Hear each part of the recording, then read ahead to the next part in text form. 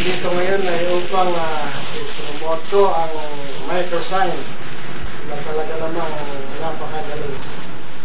Ako na ang nagkusang loob na magpa-interview pagkat hindi basta-basta ang nagawang napakainam sa aking mga pamilya. At ang kanya raw mama ay may cancer. Halos sa stage 4 na po ang cancer ng ating hipag. Hanggang silang mag-ina ay nag-iiyakan. Dahil nga unang-una walang panggastos. Corazon Ramos ang pangalan niya. Okay, salamat po nga. Napagaling ako ng microsign. Talaga ako naluluha sa gala. Yun naman ko yan yung malaking halaga ang kinukuha ng hospital para sa mga operahan. Ala namang kapera-pera. At may konting lupa siya ron na pwedeng ibenta. Sayang naman. At pinasubukan ko ang microsign. At bukod sa ron meron pa akong dalawang pamilya na talagang yung anak ko. Yes, ito lang 20.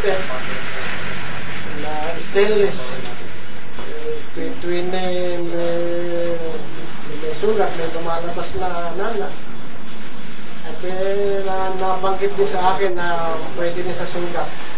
Nung pinapatakan ganyan ina-spray niya saka tinatapalan niya ng bulak, may butas na ganyan.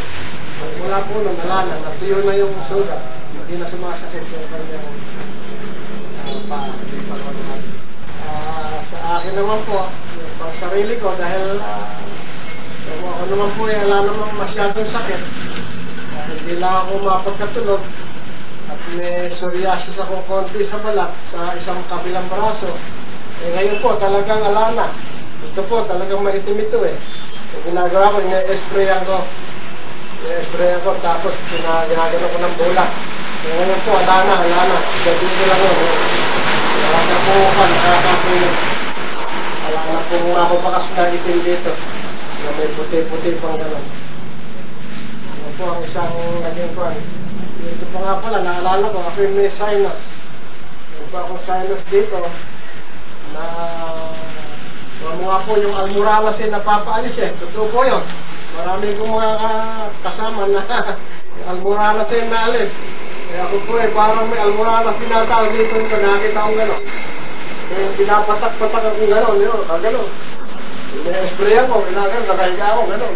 Sabi, akalain niyo pong alana. Hindi na ako masyadong singhot na singhot.